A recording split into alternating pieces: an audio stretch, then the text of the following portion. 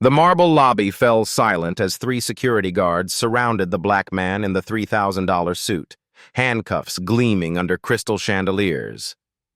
Marcus Thompson adjusted his Hermes tie and checked his Patek Philippe watch. 3:47 p.m.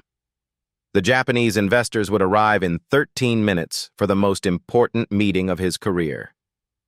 "Sir, I'm calling security," the blonde receptionist announced loudly, her voice echoing across the Meridian Grand's opulent lobby. "We don't allow people like you to loiter here." Business travelers pulled out phones. A young woman started live streaming. The security guards approached with practiced authority. Marcus remained perfectly still, his leather briefcase at his side. He'd chosen this hotel specifically for its reputation. Now he understood why. These real-life stories of discrimination happen every day. Black stories like this become touching stories when dignity meets prejudice. But what Marcus did next changed everything. Have you ever been judged before anyone knew your power? Ashley Morrison, 22, had worked at the Meridian Grand for 8 months. She prided herself on spotting trouble before it started. The black man in the expensive suit set off every alarm in her head. "Excuse me, sir," she called out as Marcus approached the reception desk. "Are you lost?" Marcus smiled politely. "I have a reservation. Thompson. Marcus Thompson." Ashley's fingers clicked across the keyboard with theatrical precision. She knew exactly what she was doing. "I don't see any Thompson here. Are you sure you have the right hotel?" "Room 2847. I booked it yesterday." "Under what name?" Ashley's voice carried that particular tone service workers use when they've already decided you don't belong. "Ma Thompson." Ashley's eyes narrowed. She'd seen the reservation, corporate account, paid in full. But something about this man triggered her deepest suspicions. Maybe it was the way he carried himself. Too confident, too comfortable in this space. "I'll need to see 2 forms of identification," she announced, loud enough for nearby guests to hear.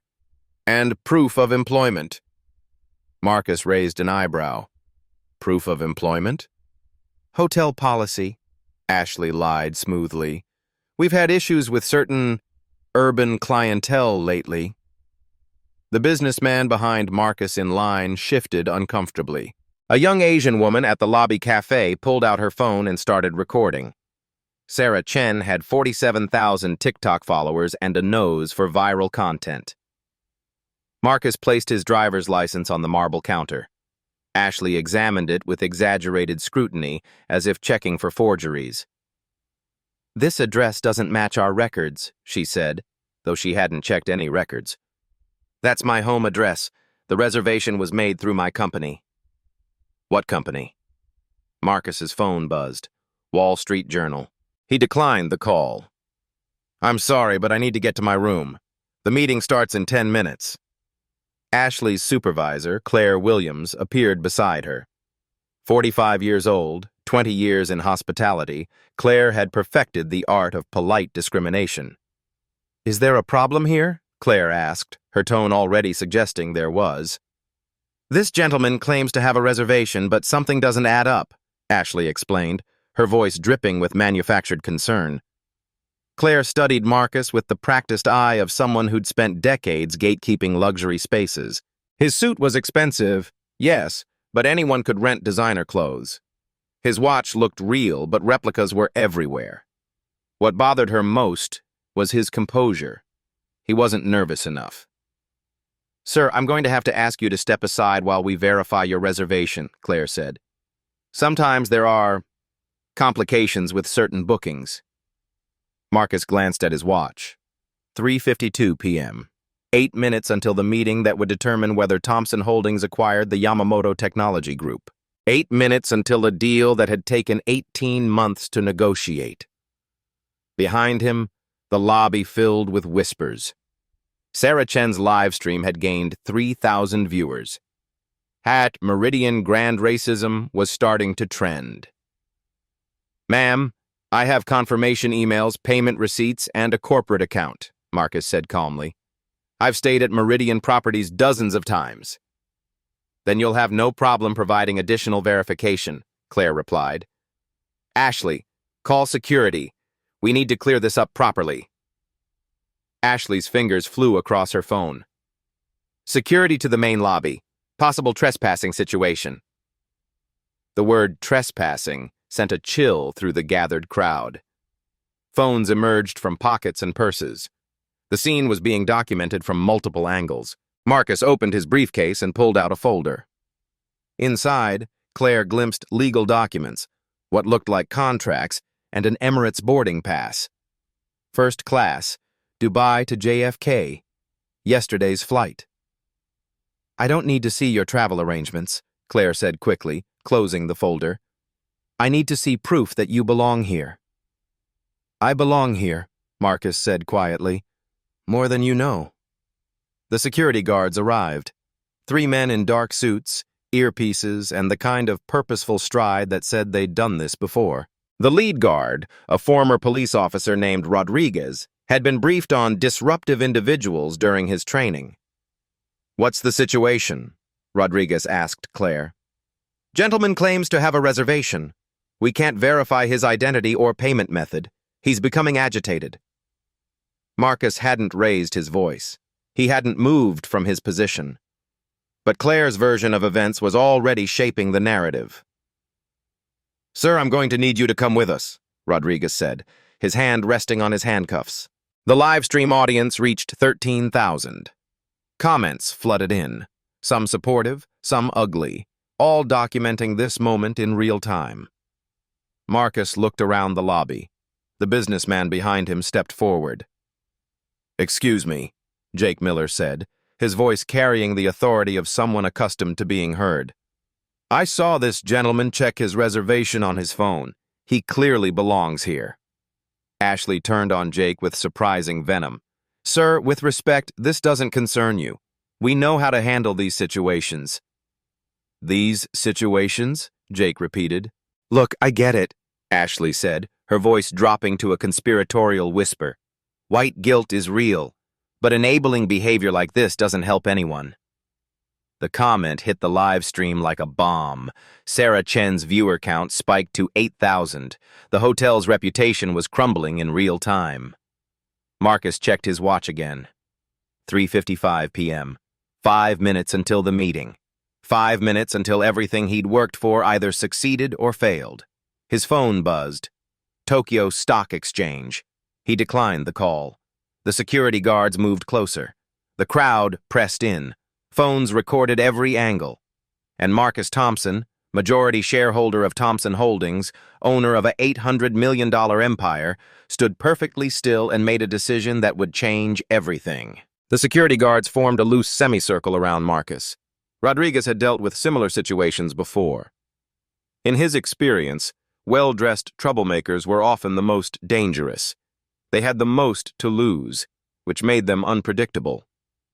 Sir, please place your hands where I can see them, Rodriguez said, his voice carrying the practiced authority of law enforcement. Marcus complied, raising his hands slightly. His briefcase remained at his feet. His phone continued buzzing with ignored calls. Sarah Chen adjusted her phone angle to capture the full scene. Her live stream had reached 15,000 viewers. The comments section exploded with reactions ranging from outrage to support for the hotel's position. This is insane, typed one viewer. Sue them all. Finally, a hotel that maintains standards, wrote another.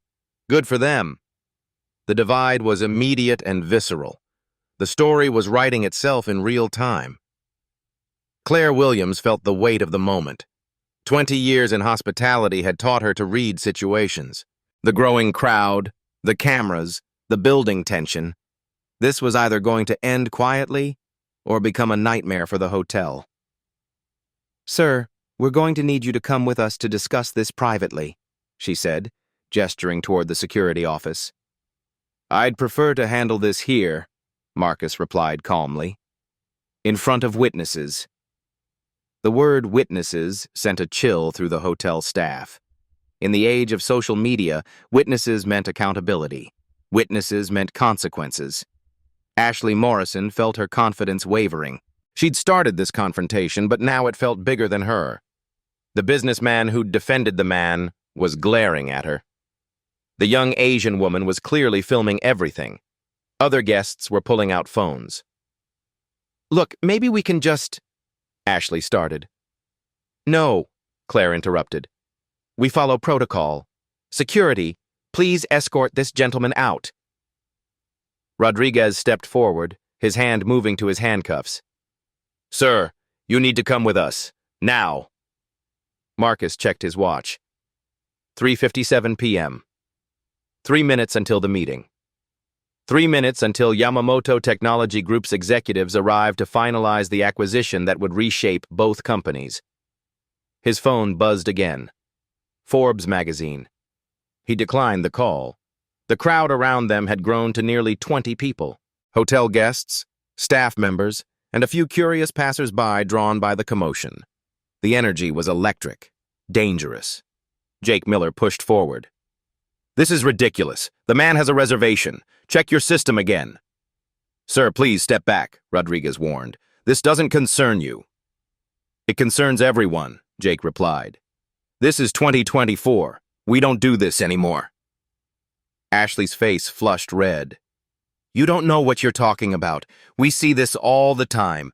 People trying to use hotels they can't afford, causing scenes when they get caught." "Caught doing what?" Jake demanded. "Having a reservation?"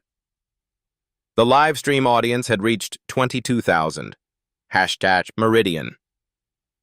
Grand racism was trending nationally. The hotel's social media manager was frantically trying to control the narrative, but the damage was spreading faster than she could contain it. Marcus remained perfectly still, his breathing controlled. He'd learned long ago that composure was power. Let them reveal themselves. Let them make their choices. The cameras would remember everything. "Sir, last warning," Rodriguez said, pulling out his handcuffs. "Come with us voluntarily or we'll make this official." The crowd tensed. This was the moment everyone had been waiting for. The moment that would define the story. Marcus looked around the lobby one final time. The marble floors, the crystal chandeliers, the oil paintings worth more than most people's houses. He'd chosen this hotel specifically. He'd booked under his first initial and last name specifically. He'd arrived at this exact time specifically. None of this was an accident. His phone buzzed. The caller ID made Claire Williams freeze. It was a number she recognized, a number that made her stomach drop. "Meridian Grand Corporate Office." Marcus smiled for the first time since entering the hotel. "I should probably take this." "Sir, you are not," Rodriguez began. Marcus raised one finger, not aggressive, not threatening, just a simple gesture that somehow commanded the entire room's attention. "Hello, Richard," Marcus said into the phone. "Yes, I'm here, at the Meridian Grand, having a fascinating conversation with your staff." Claire Williams felt the blood drain from her face. Richard Blackstone was the CEO of Meridian Grand Hotels. He was also her boss's boss's boss. And this man was speaking to him like an old friend. "Code red situation?" Marcus continued, his voice carrying just enough to be heard by the security guards. "I think that's accurate." The phones in the crowd kept recording. The live stream audience had reached 30,000. But suddenly, the energy in the room shifted. The security guards looked confused. Claire Williams looked terrified. Marcus handed his phone to Rodriguez. "He'd like to speak with you." Rodriguez took the phone reluctantly. "Hello? Yes, this is Rodriguez. Yes, sir. I understand. Yes, sir. Right away, sir." He handed the phone back to Marcus, his face pale. "Everyone step back. Now." The crowd stirred, confused. The script had suddenly flipped. The man they'd been threatening was now being protected. Ashley Morrison felt panic rising in her chest. "What's happening? Who was that?" Claire Williams grabbed Ashley's arm. "Shut up, right now. Don't say another word." But Ashley was past listening. The adrenaline, the crowd, the cameras, it was all too much. "I don't care who he called. This is still suspicious. We don't know who he really is." Marcus checked his watch. 3:59 p.m. 1 minute until the meeting. 1 minute until the revelation that would change everything. He looked directly at Ashley, then at Claire, then at the cameras that were documenting every second. "You're right," he said quietly.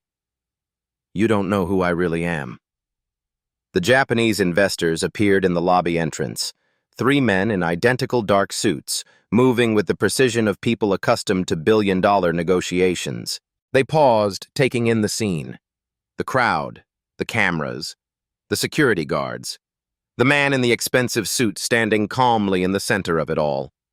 Yamamoto himself, the 73-year-old patriarch of the technology empire, stepped forward. He'd built his fortune on reading people, on understanding power dynamics, on recognizing strength even in difficult circumstances. He bowed slightly to Marcus. "Thompson-san, are you ready for our meeting?" The lobby fell completely silent. Even the live stream comments paused. Thompson-san. The Japanese investors knew him. They'd come here specifically to meet with him. Ashley Morrison's world tilted. Claire Williams felt her career crumbling.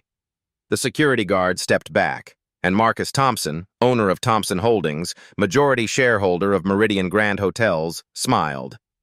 "Yes," he said, "I think we're ready to begin." The silence in the lobby was deafening. Sarah Chen's live stream had reached 28,000 viewers, but even the comment section had gone quiet. Everyone was processing what they'd just witnessed. Marcus Thompson walked to the reception desk and placed his hands on the marble surface. Ashley Morrison stared at him. Her earlier confidence completely evaporated. "Ashley," Marcus said quietly, "could you please check the reservation system again? Look for Thompson Holdings." Ashley's fingers trembled as she typed. The screen populated with information that made her stomach drop. Corporate account, established 2022.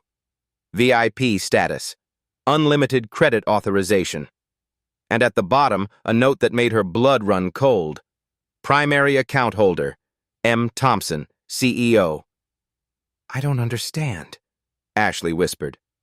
Claire Williams pushed past Ashley and read the screen. Her 20 years in hospitality had taught her to recognize power, but she'd missed this completely. The VIP protocols, the automatic upgrades, the corporate billing, it was all there. "Mr. Thompson," Claire said, her voice barely audible, "I apologize for the confusion. We'll get you checked in immediately." Marcus shook his head.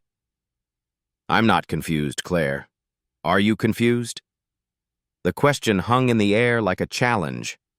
Claire Williams had built her career on managing difficult situations, but this was beyond anything she'd experienced. Rodriguez approached cautiously. "Sir, I need to understand what just happened. Who exactly are you?" Marcus looked around the lobby. The crowd was still there, phones still recording, but the energy had completely shifted. The Japanese investors waited patiently, accustomed to American corporate theater. "I'm Marcus Thompson," he said simply. "I own Thompson Holdings, LLC. Thompson Holdings owns 67% of Meridian Grand Hotels, which means I own this hotel, and 46 others." The impact of his words rippled through the crowd like a shockwave. Sarah Chen's live stream exploded with comments. The viewer count hit 39,000. "No way," someone typed. "This is insane." "I'm dying," wrote another. "The owner got treated like a criminal." Ashley Morrison felt her knees buckle. She'd just called security on the owner of the hotel. She'd accused him of trespassing in his own building. "That's impossible," Ashley said, her voice cracking. You're just... "Black?" Marcus finished. "Yes, I am. Does that change the mathematics of corporate ownership?" Jake Miller stepped forward, his businessman's instincts finally catching up. "Thompson Holdings. You're the private equity firm that's been buying up hospitality properties." "Among other things," Marcus confirmed. Claire Williams felt the walls closing in. She'd supervised the humiliation of her ultimate boss, the man who controlled her paycheck, her career, her future. "Mr. Thompson, please, we can explain—" "Can you?" Marcus interrupted. "Please, explain to me why my own employees called security on me. Explain why I was accused of trespassing in my own hotel. Explain why your staff assumed I was a criminal." The questions weren't rhetorical. They were an indictment, and everyone in the lobby knew it. Yamamoto spoke quietly to his associates in Japanese. Marcus understood enough to know they were discussing the situation, evaluating whether American corporate culture was compatible with Japanese business values. "Yamamoto-san," Marcus said, switching to passable Japanese. "I apologize for the delay. Shall we proceed with our meeting?" The old man studied Marcus with new respect. A black American CEO who spoke Japanese, who owned a hotel empire, who maintained dignity under pressure. This was the kind of leader he could do business with. "Yes," Yamamoto replied in English, "but first, I think we should discuss what we just witnessed." Marcus nodded. "You're right. This is exactly why we need to have this conversation." He turned to face the crowd, the cameras, the live stream audience that had grown to 44,000 viewers. "Ladies and gentlemen, what you just saw is why I decided to test my own hotels.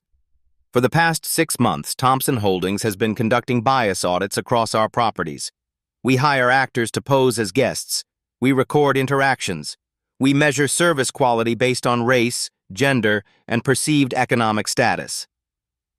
The revelation hit the crowd like a second shockwave. This wasn't just discrimination. This was systematic testing. This was data collection. "Today wasn't an accident," Marcus continued. "I booked this room under my first initial specifically to see how my staff would treat a black guest. I arrived at this time specifically to create pressure. I wore this suit specifically to test whether expensive clothing would overcome racial bias." Ashley Morrison realized she was crying. Not from sadness, but from the dawning horror of what she'd done. She'd failed a test she didn't know she was taking. The cameras you see recording this moment, they're not just phones. We have professional documentation equipment throughout this hotel. Every word you've spoken, every decision you've made, every assumption you've revealed, it's all been recorded. Claire Williams felt her career ending in real time. "Mr. Thompson, please—" "Please what?" Marcus asked. "Please ignore the fact that your first instinct was to call security? Please overlook the fact that you accused me of lying about my own reservation? Please forget that you told your staff to treat me like a criminal?" The Japanese investors watched with fascination. This wasn't just a business meeting anymore. This was a masterclass in corporate accountability. Marcus pulled out his phone and showed the screen to the crowd. "I've received 17 calls in the past 12 minutes. Forbes magazine, Wall Street Journal, Tokyo Stock Exchange, CNN. They're all calling because Thompson Holdings' acquisition of Yamamoto Technology Group is the largest private equity deal in the hospitality tech sector this year." The numbers were staggering. The audience was beginning to understand the scope of what they'd witnessed. The man you just watched being threatened with arrest control's assets worth $2.3 billion. The man you assumed was a criminal has been featured on the cover of Forbes magazine 3 times. The man you treated like a trespasser graduated summa cum laude from Harvard Business School. Sarah Chen's live stream had reached 47,000 viewers. The story was spreading across social media platforms, news outlets, and business networks. "But here's what really matters," Marcus continued. "None of that should be necessary. A guest's worth shouldn't be determined by their net worth. A person's dignity shouldn't depend on their corporate position. Respect shouldn't require a resume." The crowd was silent, processing the magnitude of what they'd witnessed and participated in. Ashley Morrison stepped forward, her voice barely audible. "Mr. Thompson, I'm so sorry. I didn't know." "You didn't know what?" Marcus asked gently. "You didn't know I was wealthy? You didn't know I owned the hotel? Or you didn't know I was human?" The question hung in the air like a judgment. Ashley had no answer. Marcus turned to the Japanese investors.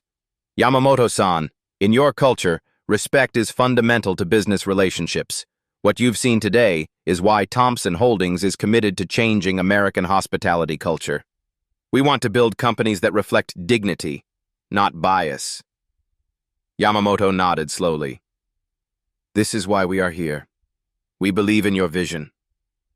The acquisition deal that had brought Marcus to this hotel was still happening. Despite the chaos, despite the public humiliation of his own staff, the business would continue. But everything else was about to change. Marcus looked at the cameras one final time. What happens next will determine whether this story becomes a cautionary tale or a catalyst for change. The choice is yours. The hotel's executive conference room filled with attention that had nothing to do with the panoramic city views. Marcus Thompson sat at the head of the mahogany table, his briefcase open, documents spread precisely before him. The Japanese investors occupied one side of the table, their expressions unreadable. Claire Williams and Ashley Morrison sat across from them, looking like defendants awaiting sentence. Rodriguez stood near the door, unsure whether he was security or witness. The wall-mounted screen displayed a video conference connection. Richard Blackstone, CEO of Meridian Grand Hotels, appeared on screen from his Manhattan office. His face was pale, his usually confident demeanor shaken.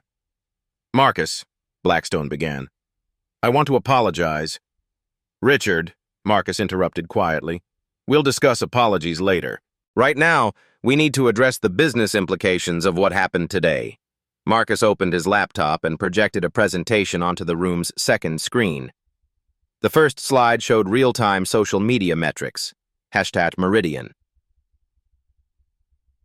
Grand Racism had 300,000 mentions.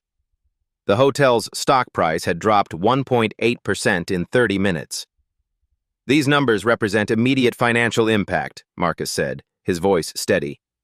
"But they're just the beginning." He clicked to the next slide. "Ashley, during your interaction with me, you used the phrase 'people like you' 3 times. You demanded proof of employment from a guest with a confirmed reservation. You told your supervisor I was probably selling drugs." Ashley's face crumpled. "I never said—" "We have audio recordings," Marcus continued. "Complete transcripts, professional lip readers for the whispered comments, every word documented." Claire Williams felt her world collapsing.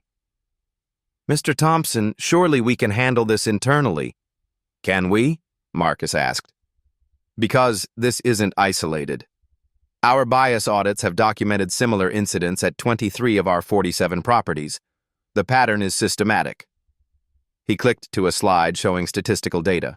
Black guests receive room upgrades 73% less frequently than white guests with identical reservations. They're questioned about payment methods at 5 times the rate. They're approached by security 12 times more often. Yamamoto leaned forward. "Thompson-san, these numbers suggest institutional discrimination." "Exactly," Marcus confirmed, "which is why today's test was necessary. We needed to document the extent of the problem before we could address it." The next slide showed financial projections. The discrimination lawsuit filed by the Jackson family against our Atlanta property cost us $2.7 million in settlement and legal fees. The viral video of bias at our Chicago location reduced bookings by 31% for 6 months. Today's incident will likely cost us $8 to $12 million in lost revenue. Blackstone's voice crackled through the speakers. "Marcus, what do you need from us?" Marcus looked directly at the camera. "I need you to understand that this isn't just about money. This is about the fundamental values of our company." He clicked to the next slide. Thompson Holdings acquired majority control of Meridian Grand Hotels 18 months ago. We paid $847 million for the privilege of owning these properties. We didn't buy them to perpetuate discrimination. The room fell silent. The magnitude of Marcus's investment and his power was undeniable. "Ashley," Marcus said, turning to the young receptionist, "you're terminated, effective immediately." Ashley's sobs filled the room. Please, I need this job. I have student loans. You should have considered that before you called security on a guest for being black, Marcus replied. Your actions today will cost this hotel millions of dollars. Your bias training scores were failing. Your supervisor notes document 3 previous incidents of discriminatory behavior. He clicked to the next slide, showing Ashley's employment file. You were on probation for treating a Hispanic family rudely in March. You were written up for inappropriate comments about Muslim guests in May. Today wasn't an aberration. It was a pattern. Claire Williams tried to speak. Mr. Thompson, I take full responsibility. Do you? Marcus asked. Because when you arrived at the front desk, you had a choice. You could have checked the reservation system. You could have called my office. You could have asked questions. Instead, you immediately sided with your subordinate and escalated the situation. The next slide showed Claire's management record. You've been with Meridian Grand for 6 years. In that time, guest complaints about discriminatory treatment have increased 34% at properties under your supervision. Claire's face went white. I didn't realize. You didn't realize because you didn't want to realize, Marcus said. Willful ignorance isn't a defense. It's part of the problem. He clicked to the final slide.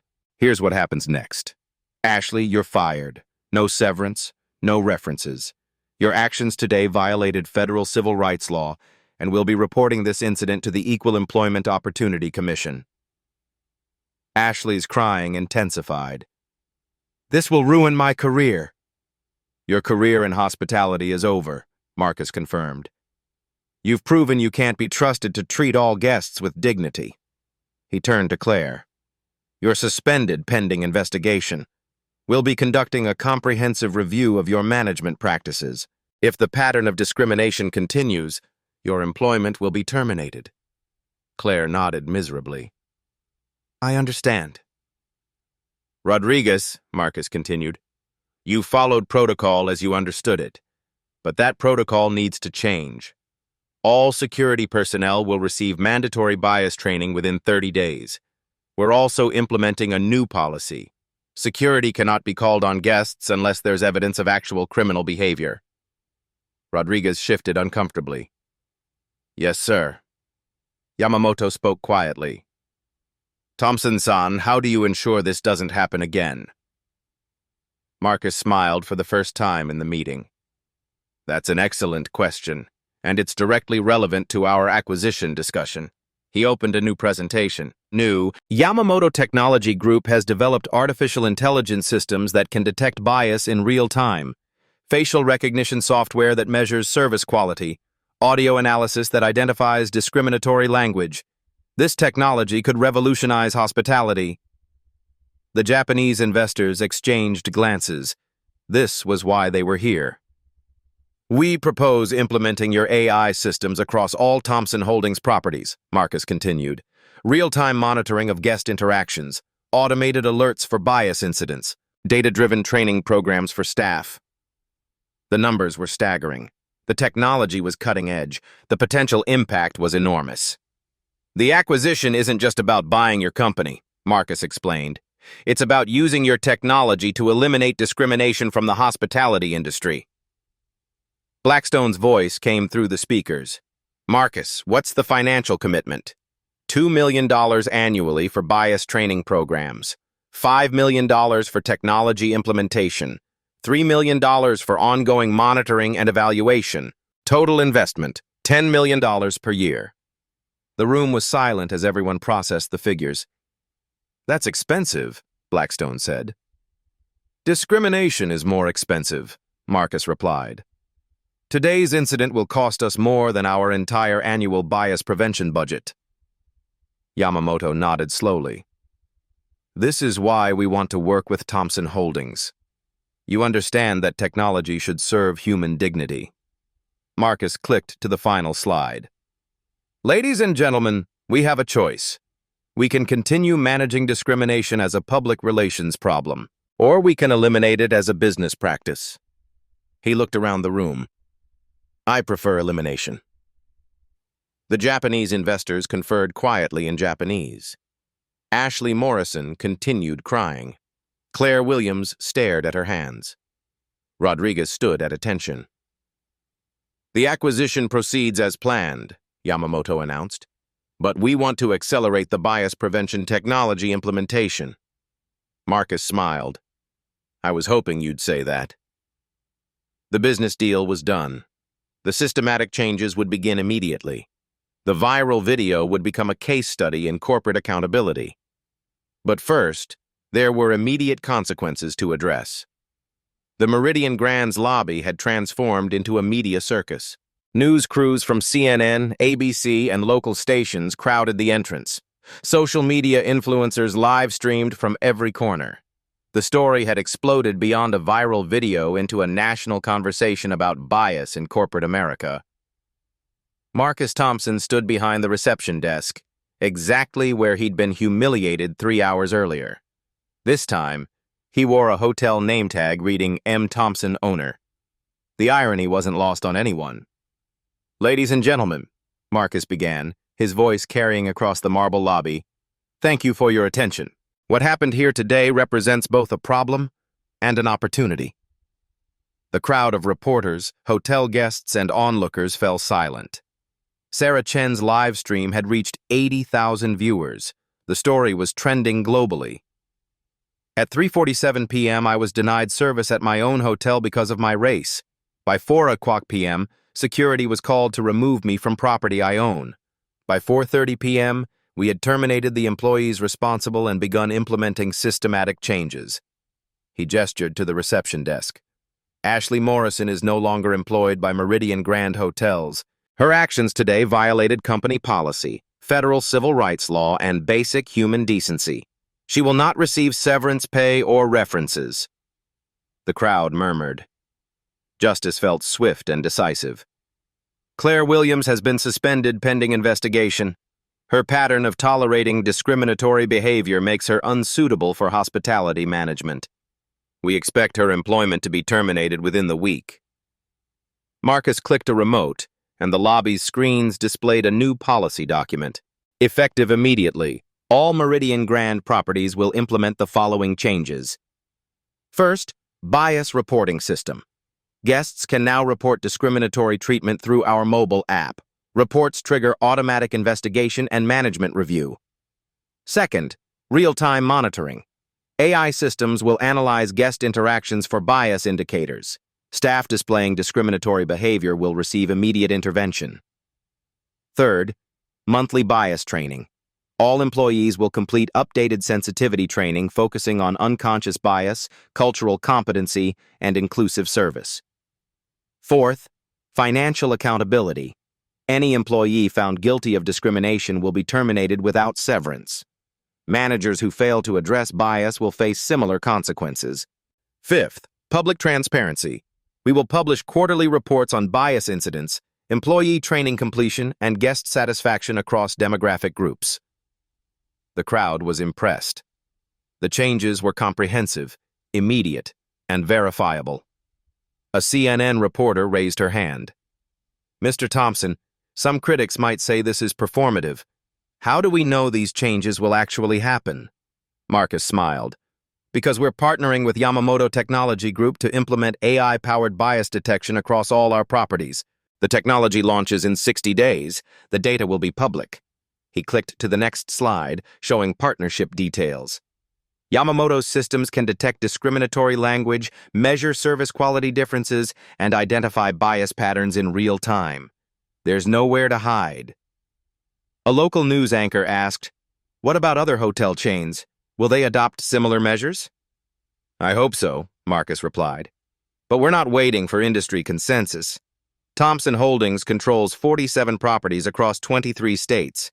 We're implementing these changes company-wide, starting tomorrow." The financial implications were staggering. The technology investment alone would cost $5 million annually. The training programs added another $2 million. The monitoring systems required ongoing operational changes. Some will say this is expensive, Marcus continued. But discrimination is more expensive. Today's incident has already cost us $3.2 million in lost bookings. The Atlanta lawsuit cost us $2.7 million. The Chicago incident reduced revenue by $8.4 million.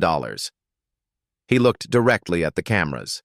Bias isn't just morally wrong, it's financially stupid. Jake Miller, the businessman who'd defended Marcus earlier, stepped forward. Mr. Thompson, I want to publicly apologize for not intervening sooner. I saw what was happening and didn't act decisively enough. Marcus nodded. Jake, your support today mattered, but you're right. We all have a responsibility to speak up when we see discrimination. The Japanese investors appeared beside Marcus. Yamamoto spoke to the crowd. Thompson Holdings represents the future of American business. They understand that technology should serve human dignity, not corporate profits. The partnership announcement made the business news. The bias prevention technology became a model for other industries. The viral video became a case study in corporate accountability. But the most important change was simpler. Meridian Grand Hotels would now treat all guests with dignity. Sarah Chen ended her live stream with a message that captured the moment. This is what accountability looks like. This is what change looks like. This is what hope looks like. The crowd began to disperse. The news crews packed their equipment. The lobby returned to its normal, elegant calm. Marcus Thompson remained at the reception desk, greeting guests personally, making sure everyone felt welcome, ensuring that what happened today would never happen again. 6 months later, the Meridian Grand Hotel lobby looked identical to that March afternoon when everything changed. The marble floors still gleamed. The crystal chandeliers still sparkled. The oil paintings still commanded respect. But something fundamental had shifted. Marcus Thompson stood at the same reception desk, watching his staff interact with guests. The new receptionist, Maria Santos, greeted every visitor with genuine warmth. The AI monitoring system tracked interactions in real time, but it rarely flagged issues anymore. The changes had worked. Thompson Holdings' bias prevention program had become an industry standard. 15 major hotel chains had adopted similar policies. The Yamamoto Technology Group partnership had expanded beyond hospitality into retail, banking, and healthcare. The financial results were undeniable. Guest satisfaction scores increased 23% across all demographics. Online reviews improved from 3.2 to 4.7 stars. Revenue grew 18% year over year. But the human impact mattered more than the numbers. Marcus received thousands of messages from guests sharing their own stories. Black families who felt welcomed. Latino business people who weren't questioned about their reservations. Muslim women who weren't stared at in lobbies. My daughter asked me why that man was treated so badly, one message read. I showed her the video of what you did next. She said she wants to be brave like you when she grows up. These touching stories reminded Marcus why the confrontation had been necessary. Life stories of discrimination transform into black stories of empowerment when courage meets opportunity. The viral video had been viewed 2.2 million times.